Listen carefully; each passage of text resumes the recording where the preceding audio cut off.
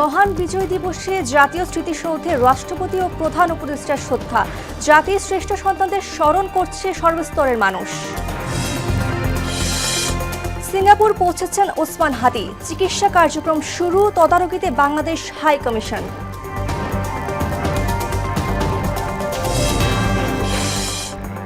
নির্ধারিত সময়ে নির্বাচন অনুষ্ঠিত হবে বললেন তারেক রহমান।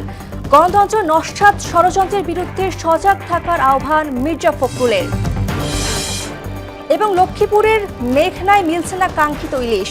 হতাশ জেলেরা এই স্বল্পতা সাময়িক বলছে মৎস্য বিভাগ।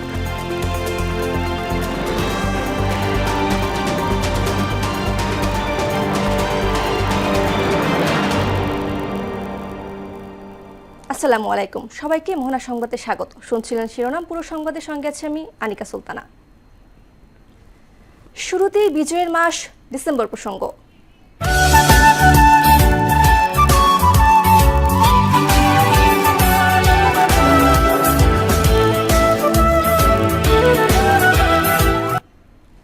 মহান বিজয় দিবসে জাতীয় স্মৃতিসৌধে বীর শহীদদের প্রতি শ্রদ্ধা জানিয়েছেন প্রধান উপদেষ্টা ডক্টর মোহাম্মদ ইউনূস।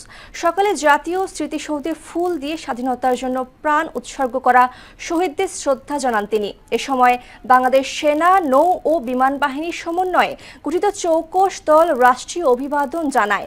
বিউগলে বাজে করুণ সুর। এর আগে রাষ্ট্রপতি মোহাম্মদ শাহাবুদ্দিন জাতীয় স্মৃতিসৌধে জাতির শ্রেষ্ঠ সন্তানদের সম্মান জানিয়ে পুষ্পস্তবক নিবেদন করেন। এ সময় রাজধানীর তেজগাঁও পুরাতন বিমানবন্দরে মহান বিজয় দিবস উপলক্ষে ৩১ বার তোপধ্বনির মাধ্যমে মুক্তিযুদ্ধের শহীদদের সম্মান জানান বাংলাদেশ সেনাবাহিনী।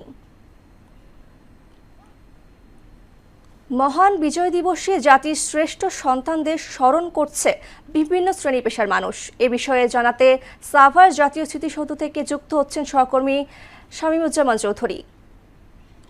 শামীম, স্মৃতিসৌধে শ্রদ্ধা নিবেদনের সবশেষ খবর জানাবেন।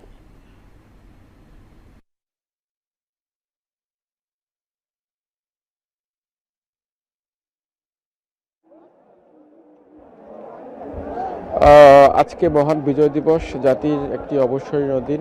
পৃথিবীর মানচিত্রে বাংলাদেশ নামক ভূখণ্ডের জন্মদিন এবং আজকে এই বিজয় দিবস উপলক্ষে সাভার স্মৃতিসৌধে বরাবরের মতোই কিন্তু সকালে প্রধান উপদেষ্টা এবং রাষ্ট্রপতির পক্ষ থেকে শ্রদ্ধা নিবেদন করা হয় এবং এরপরে কিন্তু স্মৃতিসৌধ উন্মুক্ত করে দেওয়া হয় এবং সর্বস্তরের মানুষ কিন্তু স্মৃতিসৌধে এসে এখন শ্রদ্ধা নিবেদন করছে। আপনাকে যদি একটু জানাই, সেটি হচ্ছে যে আজকে মহান বিজয় দিবস উপলক্ষে সাভার স্মৃতিসৌধে বীর শহীদদের প্রতি প্রথমে শ্রদ্ধা জানিয়েছেন ৬টা ৩৬ রাষ্ট্রপতি মোহাম্মদ শাহাবুদ্দিন এবং এরপরে বিজয় দিবস উপলক্ষে জাতীয় স্মৃতিসৌধে জাতির শ্রেষ্ঠ সন্তানদের শ্রদ্ধা জানিয়েছেন প্রধান উপদেষ্টা ডক্টর মোহাম্মদ ইউনূস। সকালে জাতীয় স্মৃতিসৌধে ফুল দিয়ে স্বাধীনতার জন্য প্রাণ উৎসর্গ করা শহীদদের প্রতি শ্রদ্ধা জানান তিনি এবং পুষ্পস্তবক অর্পণের পর ১৯৭১ সালে মহান মুক্তিযুদ্ধের বীর শহীদদের প্রতি বিনম্র শ্রদ্ধা জানাতে প্রধান উপদেষ্টা সেখানে নীরবে কিছুক্ষণ দাঁড়িয়ে থাকেন। এরপরে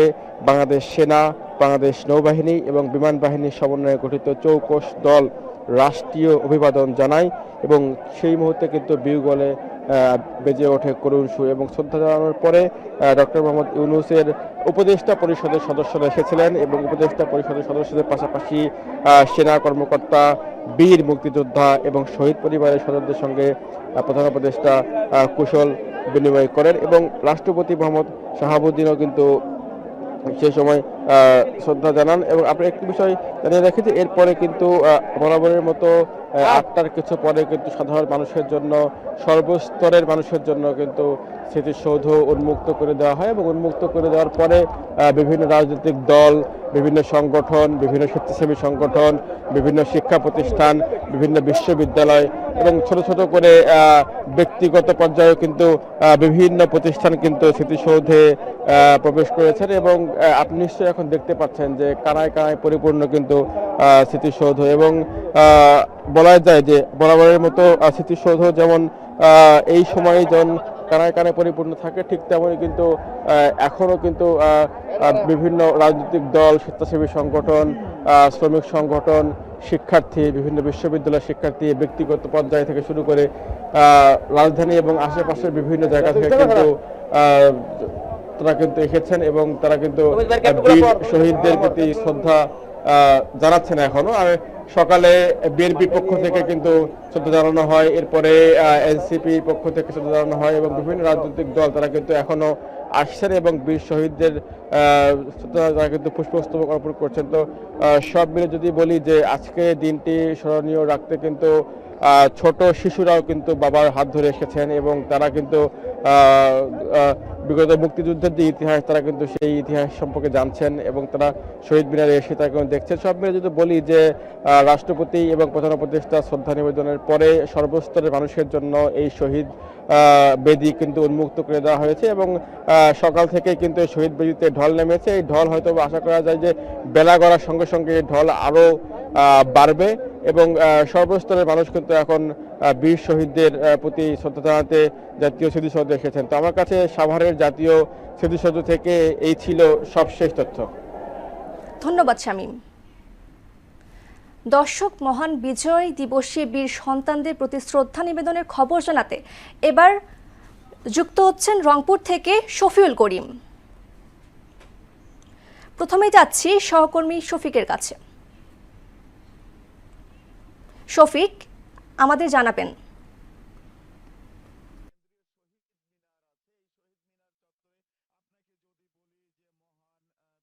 বসে এই শহীদদের বীর মুক্তিযোদ্ধা শহীদদের প্রতি বিনম্র শ্রদ্ধা জানাতে বিভাগীয় কমিশনার, ডিআইজি, জেলা প্রশাসক, পুলিশ সুপার সহ বিভাগীয় প্রশাসন, জেলা প্রশাসন এবং উপজেলা প্রশাসন এবং বীর মুক্তিযোদ্ধারা কিন্তু এই সূর্যোদয়ের সাথে সাথে কিন্তু এখানে পুষ্পমাল্য অর্পণ করেছে। শুধু তাই নয়, বিভিন্ন শিক্ষা প্রতিষ্ঠানের কোমলমতি শিক্ষার্থীরা মহান বিজয় দিবসে তারা কিন্তু বর্ণাঢ্য র্যালি নিয়ে এখানে কিন্তু এসছে। এখানে যদি ক্যামেরার চোখে দেখাই যে শিবরাম স্মৃতি pre cadet school and college শিক্ষার্থীরা এবং শিক্ষকেরা তারাও কিন্তু এখানে বিনম্র শ্রদ্ধা এবং মুক্তিযোদ্ধাদের প্রতি, শহীদ মুক্তিযোদ্ধাদের প্রতি শ্রদ্ধা জানাতে এখানে আসছে। একজন শিক্ষকের কাছে জানবো আপনার এই দিনে প্রত্যাশাটা কি? শিবরাম স্মৃতি প্রি ক্যাডেট স্কুল অ্যান্ড কলেজের পক্ষ থেকে ধন্যবাদ জানাচ্ছি। আমাদের অনেক শিক্ষার্থী এখানে এসেছে, তারা নতুন প্রজন্ম। আমরা শিক্ষক জাতীয় প্রকৃত নির্মাতা। 16 ডিসেম্বর উপলক্ষে আমি এটাই বলবো যে তখনই সফল হবে শিক্ষকরা যদি শিক্ষার্থীদের নৈতিকতা মূল্যবোধের কাছে তাদেরকে এই বিষয়গুলো, নৈতিকতা বিষয়গুলো যদি তুলে ধরে এবং যে আগামী প্রত্যাশা থাকবে যে আমাদের 16 ডিসেম্বর মহান বিজয় দিবসের যে স্মৃতিগুলো রয়েছে, শহীদদের স্মরণ করতেছি। আমরা ইতিহাসে পেয়েছি 30 লক্ষ শহীদের বিনিময়ে আমাদের এই বাংলাদেশটা অর্জিত হয়েছে, স্বাধীনতা পেয়েছে।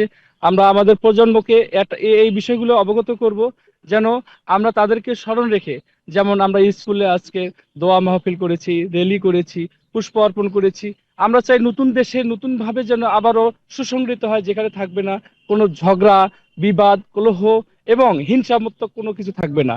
আমরা আমাদের শিক্ষার্থীদের জীবন ব্যবস্থাটাকে এমন ভাবে সাজিয়ে দেব যেন তারা লেখাপড়া করে যেন তাদের জীবন যেন অনেক সুন্দর সুখময় হয় এবং তারা ভালো কিছু করতে পারে, তারা দেশের জন্য যেন তারা ভালো কিছু নিয়ে আসে। এবং আমরা চাবো যে যারা দেশের জন্য যুদ্ধ করেছে, দেশকে আমাদের জন্য স্বাধীনভাবে আমরা চলাফেরা করতেছি, আমরা সেই প্রত্যাশা করব এবং আমাদের শিক্ষার্থী যারা আছে তাদেরকে নিয়েও যেন আমরা আমাদের এই 16 ডিসেম্বরে যে একটা। ধন্যবাদ আপনাকে। এতক্ষণ কিন্তু শুনলেন যে এই যে মহান বিজয় দিবস উপলক্ষে কিন্তু প্রভাত ফেরির সঙ্গে সঙ্গে কিন্তু রংপুরের কেন্দ্রীয় শহীদ মিনারে বিভাগীয় প্রশাসন, জেলা প্রশাসন এবং উপজেলা প্রশাসন, সিটি কর্পোরেশন সহ বীর মুক্তিযোদ্ধা সূর্য সন্তানেরা এবং কোমলমতি শিক্ষার্থীরা কিন্তু তারা এই শহীদদের প্রতি বিনম্র শ্রদ্ধা জানাতে কিন্তু পুষ্পমাল্য অর্পণ সহ বর্ণাঢ্য র্যালি নিয়ে তারা কিন্তু এখানে কেন্দ্রীয় শহীদ মিনারে আসছে এবং এখানে কিন্তু পুষ্পমাল্য দিয়ে কানায় কানায় পূর্ণ হয়ে গেছে। এই ছিল রংপুর কেন্দ্রীয় শহীদ মিনার থেকে বিজয় দিবসের সর্বশেষ তথ্য। আপনাকে ধন্যবাদ। দীর্ঘ 9 মাসের রক্তক্ষয়ী যুদ্ধ 30 লাখ প্রাণ আর 2 লাখ মা বোনের সম্ভ্রমের বিনিময়ে 1971 সালের 16 ডিসেম্বর অর্জন হয় মহান স্বাধীনতা।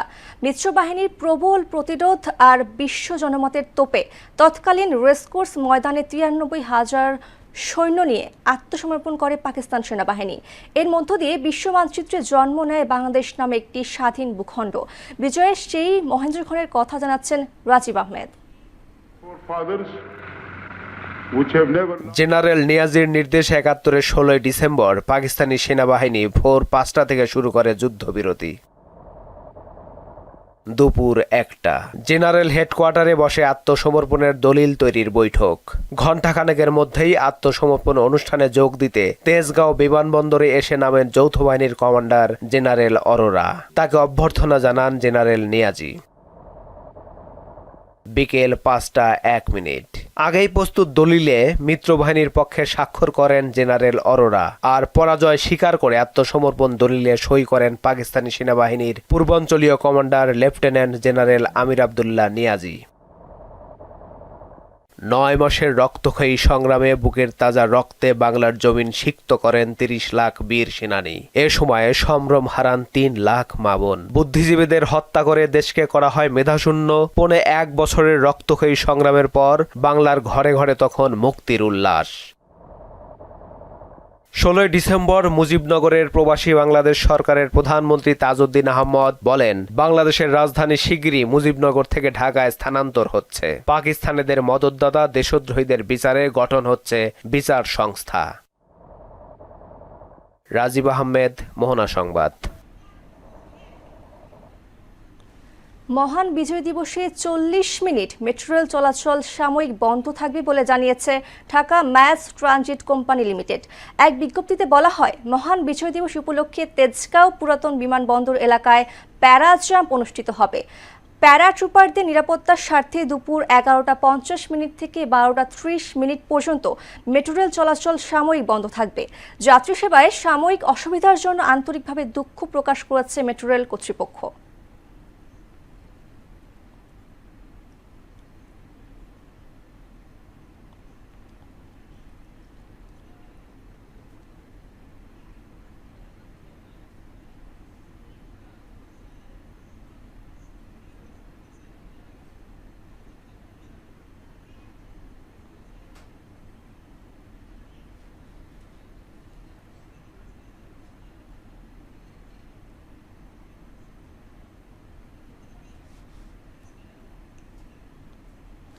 মহান বিজয় দিবসে বীর সন্তানদের প্রতি শ্রদ্ধা নিবেদনের খবর জানাতে এবার আমাদের সঙ্গে যুক্ত হচ্ছেন, খুলনা থেকে যুক্ত হচ্ছেন শহীদুল।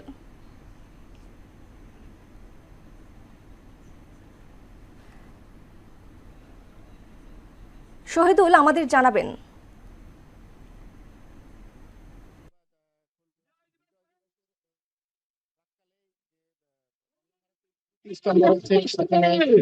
জাতির বীর সন্তান, মুক্তিযোদ্ধা সহ অন্যান্য যে সরকারি কর্মকর্তা কর্মচারী এবং রাজনীতির নেতৃবৃন্দরা শ্রদ্ধা নিবেদন করেন এবং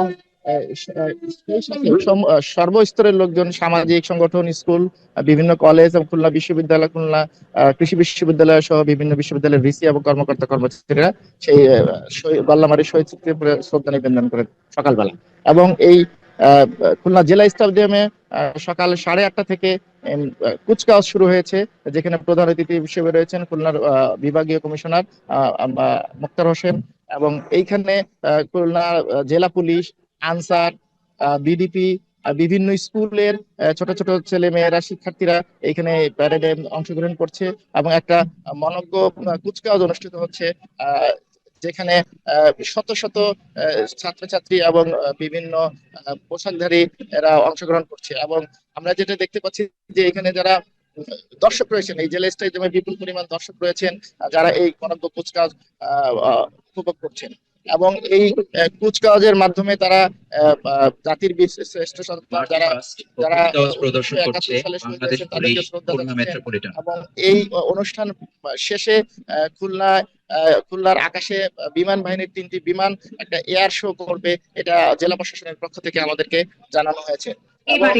এবং খুলনা যে যেসব প্রতিষ্ঠান রয়েছে সেই প্রতিষ্ঠানগুলি বিভিন্নভাবে তাদের এই 16ই ডিসেম্বরকে পালন করার জন্য আলোচনা সভা ও বিভিন্ন সেমিনারে অংশগ্রহণ করছেন। এবং এখন কুচকাওয়াজ যে প্রদর্শন কুচকাওয়াজ করছে দেখতে বাংলাদেশ পাচ্ছেন, সেই আনসার বাহিনী। কুচকাওয়াজে মনজ্ঞ কুচকাওয়াজে দেখার জন্য কিন্তু সর্বস্তরের লোকজন কিন্তু খুলনায় এসে উপস্থিত হয়েছে এবং খুলনার জেলা স্টেডিয়ামে উপস্থিত হয়েছে এবং সেই সাথে খুলনার যে জেলা স্টেডিয়াম সেটা পরিপূর্ণ হয়েছে। এই 16 এই ছিল সর্বশেষ বিজয় দিবসের উৎসব খুলনা থেকে। এবারে ধন্যবাদ শহীদুল। সিঙ্গাপুর পৌঁছেছে গুলিবিদ্ধ শরীফ ওসমান হাদিকে বহনকারী এয়ার অ্যাম্বুলেন্স। সোমবার স্থানীয় সময় সন্ধ্যা 7:30টার দিকে সিঙ্গাপুর বিমানবন্দরে নামে এয়ার অ্যাম্বুলেন্সটি। এর আগে এদিন বেলা 11:22 সিঙ্গাপুর থেকে এয়ার অ্যাম্বুলেন্সটি ঢাকায় পৌঁছে। পরবর্তীতে দুপুরের দিকে এভারকেয়ার হাসপাতাল থেকে অ্যাম্বুলেন্সে করে ওসমান হাদিকে বিমানবন্দরে নেওয়া হয়। দুপুর 1:55 হযরত শাহজালাল আন্তর্জাতিক বিমানবন্দর থেকে উড্ডয়ন করে এয়ার অ্যাম্বুলেন্সটি। সিঙ্গাপুরে তার চিকিৎসা কার্যক্রম শুরু হয়েছে।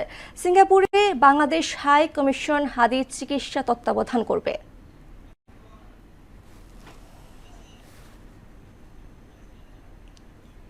নির্ধারিত সময়ে দেশে নির্বাচন হবে আশা জানিয়ে সে নির্বাচনে জনগণের সঙ্গে থাকার প্রত্যয় জানিয়েছেন বিএনপির ভারপ্রাপ্ত চেয়ারম্যান তারেক রহমান।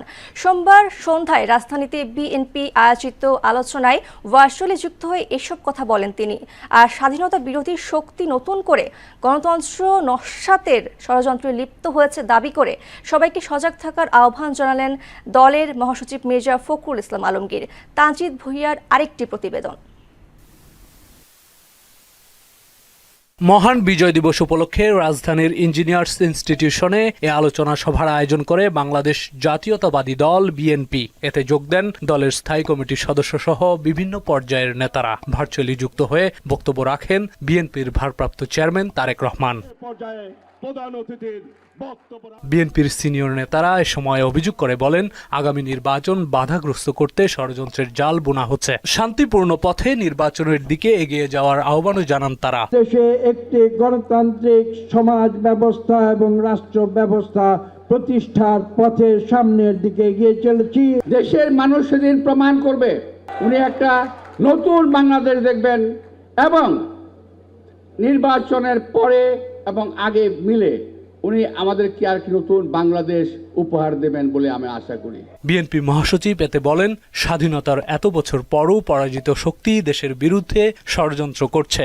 যে নির্বাচনে এই দেশে উদার গণতান্ত্রিক একটা বাংলাদেশ আমরা নির্মাণ করব নাকি পশ্চাৎপদ একটা বাংলাদেশের দিকে চলে যাব। জনগণের ভোটে আমরা যদি নির্বাচিত হয়ে আসি তা আমরা নিশ্চিত করব যে জুলাই যোদ্ধা সকলকে আমরা নিরাপত্তা দেব। এ সময় নিজেদের স্বার্থে একটি চক্র স্বাধীনতা ও মুক্তিযুদ্ধের ইতিহাস বিকৃত করে নতুন ইতিহাস রচনার চক্রান্ত করছে বলে অভিযোগ করেন দলের ভারপ্রাপ্ত চেয়ারম্যান তারেক রহমান। প্রতিটি আন্দোলন সংগ্রামে প্রমাণিত হয়েছে, জনগণ ঐক্যবদ্ধ থাকলে জনতার বিজয় কেউ ঠেকিয়ে রাখতে পারে না। সুতরাং আল্লাহর উপরে ভরসা রেখে আমরা সকলে যদি ঐক্যবদ্ধভাবে জনগণের অধিকার প্রতিষ্ঠার মিছিল এগিয়ে নিয়ে যেতে থাকি, ইনশাআল্লাহ ষড়যন্ত্রকারীরা অবশ্যই পিছু হটতে বাধ্য হবে। স্বাধীনতা ও মুক্তিযুদ্ধকে অপব্যবহার করতে ষড়যন্ত্রকারীদের রূপ পরিবর্তন হলেও চরিত্র বদলায়নি বলেও অভিযোগ করেন তিনি। ষড়যন্ত্র কিন্তু এখনো থেমে নেই। গণতন্ত্রের পক্ষে সাহসী সন্তান ওসমান হাদিকে গুলি করার যে ঘটনাটি, এটা কিন্তু সেই ষড়যন্ত্রের অংশ। এই জনগণের ভোটে জনগণের সরকার প্রতিষ্ঠিত না হলে কাদের লাভ? আগামী নির্বাচনের উপরই দেশের সার্বভৌমত্ব নির্ভর করছে বলেও মন্তব্য করেন তারেক রহমান। নির্বাচনের সঙ্গে জড়িত আছে বাংলাদেশের স্বার্থ এবং সার্বভৌমত্বকে সুসংহত রাখার প্রশ্ন। ভুইয়া, মোহনা সংবাদ, ঢাকা। লক্ষ্মীপুরের মেঘনায় দেখা দিয়েছে ইলিশের আকাল। জেলেদের জালে মিলছে না কাঙ্ক্ষিত ইলিশ। ধরা পড়ছে পাঙ্গাস, কোরাল, চিংড়ি, আইড়, বোয়াল, পোয়া সহ অন্যান্য মাছ।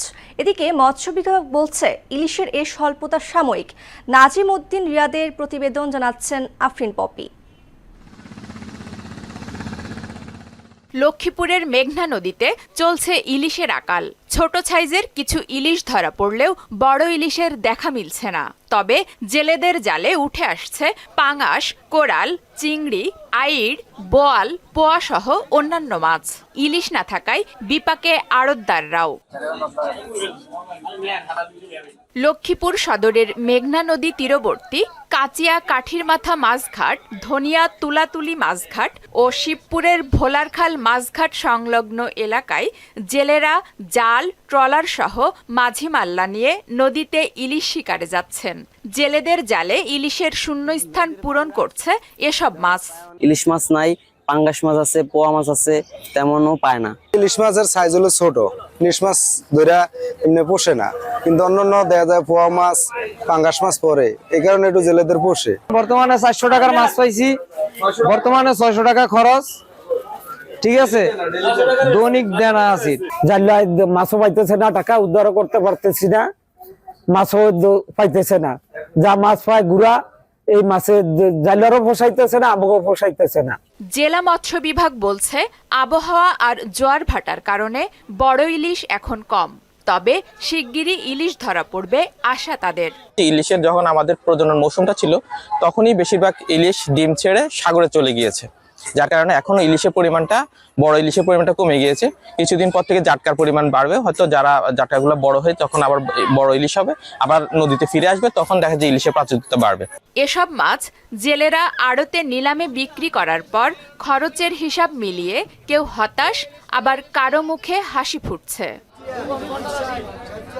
আফরিন পপি, মোহনা সংবাদ। 16 ডিসেম্বর মহান বিজয় দিবস উপলক্ষে প্রধান উপদেষ্টা, প্রধান বিচারপতি, সরকারের উপদেষ্টারা রাষ্ট্রপতির সঙ্গে সৌজন্য সাক্ষাৎ করবেন। সে কারণে সোমবার দুপুর 2টা থেকে অনুষ্ঠান শেষ না হওয়া পর্যন্ত বেশ কিছু রাস্তা বন্ধ থাকবে বলে গণবিজ্ঞপ্তিতে জানিয়েছেন ঢাকা মেট্রোপলিটন পুলিশ। এতে বলা হয়, এদিন বন্ধ থাকবে গুলিস্তান আহাদ বক্স হতে ইত্তেফাক মোড় পর্যন্ত। এছাড়া মতিঝিল অ্যালিকো গ্যাপ হতে দিলকুশা বাণিজ্যিক এলাকা ও রাজুক ক্রসিং, মতিঝিল পার্ক রোডের উত্তর দিক হতে ইত্তেফাক মোড় অভিমুখী কোনো প্রকার যানবাহন চলাচল করবে না। শাপলা চত্বর ও দৈনিক বাংলা হতে রাজুক গুলিস্তানগামী সকল বাস দৈনিক বাংলা, ইউবিএল প্রেস ক্লাব হয়ে চলাচল করবে কিংবা অন্য কোনো সুবিধাজনক বিকল্প রাস্তা ব্যবহার করবে। এবার সারা দেশে অনুষ্ঠিত সভা সমাবেশ নিয়ে প্রতিনিধিদের তথ্যচিত্রের ডেস্ক রিপোর্ট। বান্দরবানে জেলা প্রশাসনের আয়োজনে বান্দরবান পার্বত্য জেলা পরিষদে 3 দিনব্যাপী বিজয় মেলার উদ্বোধন করা হয়েছে। এতে উপস্থিত ছিলেন জেলা প্রশাসক শামিমারা রিনি ও পুলিশ সুপার মোহাম্মদ আব্দুর রহমান। আন্তনগর সকল ট্রেন স্টপেজ চালু ও স্টেশন মাস্টার নিয়োগ, প্ল্যাটফর্ম উঁচুকরণ, আধুনিকায়ন সহ 7 দফা দাবিতে অবরোধ কর্মসূচি পালন করেন কুষ্টিয়ার মিরপুরের স্থানীয় জনতা। নরসিংদীর শিবপুর উপজেলায় ইসলামী আন্দোলন বাংলাদেশের কর্মী সম্মেলন অনুষ্ঠিত হয়েছে। এতে প্রধান অতিথি হিসেবে উপস্থিত ছিলেন ইসলামী আন্দোলন বাংলাদেশের প্রেসিডেন্ট সদস্য অধ্যাপক আশরাফ আলী আকন। চাঁপাইনবাবগঞ্জের শিবগঞ্জে বাল্যবিয়ে ও শিশুর প্রতি সহিংসতা বন্ধের দাবিতে অভিভাবক, ছাত্রছাত্রী ও স্থানীয় জনপ্রতিনিধি সহ বিভিন্ন শ্রেণী পেশার মানুষের সাথে মতবিনিময় সভা অনুষ্ঠিত হয়েছে। ফরিদপুরে চাহিদা মোতাবেক ন্যায্য মূল্যে সার প্রাপ্তি ও সুলতান আলী খাল দখলমুক্ত করে উৎপাদন নিশ্চিত করার দাবিতে বিক্ষোভ ও মানববন্ধন করেছেন কৃষকরা। মানিকগঞ্জের দৌলতপুরে বিএনপি চেয়ারপারসন বেগম খালেদা জিয়ার আশু রোগ মুক্তি ও সুস্থতা কামনায় দোয়া মাহফিলের আয়োজন করা হয়েছে। নারায়ণগঞ্জের রূপগঞ্জে কর্মরত প্রিন্ট ও ইলেকট্রনিক মিডিয়ার সাংবাদিকদের সঙ্গে মতবিনিময় সভা করেছেন বিএনপি মনোনীত এমপি প্রার্থী মোস্তাফিজুর রহমান ভূঁইয়া দীপু। তাহসিন তারিন, মোহনা সংবাদ। আন্তর্জাতিক প্রসঙ্গ। ক্যাপিটাল হিলসে সমর্থকদের হামলার নির্দেশ দিচ্ছেন ডোনাল্ড ট্রাম্প। এডিট করা ক্লিপের মাধ্যমে মার্কিন প্রেসিডেন্টের বিরুদ্ধে এমন অভিযোগ করেছিল ব্রিটিশ সংবাদ মাধ্যম বিবিসি। আর এই ঘটনায় সংবাদ মাধ্যমটির বিরুদ্ধে $5 বিলিয়ন মানহানির মামলা করেছেন মার্কিন প্রেসিডেন্ট ডোনাল্ড ট্রাম্প। গতকাল এই মানহানির মামলা করেন তিনি। 2020 যুক্তরাষ্ট্রের নির্বাচনে কারচুপি করে তাকে হারিয়ে দেয়া হয়েছে এমন দাবি করেন ট্রাম্প। এই পরিস্থিতিতে 2021 সালের 6 জানুয়ারি ক্যাপিটাল হিলসে হামলা চালান তার সমর্থকরা। এতে বেশ কয়েকজনের মৃত্যু হয়। এই হামলায় উস্কানি দেওয়ার জন্য ট্রাম্পকে দায়ী করা হয়, যদিও তিনি শুরু থেকেই এটি প্রত্যাখ্যান করে আসছিলেন। দর্শক, এ পর্যায়ে জানিয়ে দিচ্ছি আজকের সংবাদপত্রের গুরুত্বপূর্ণ শিরোনাম।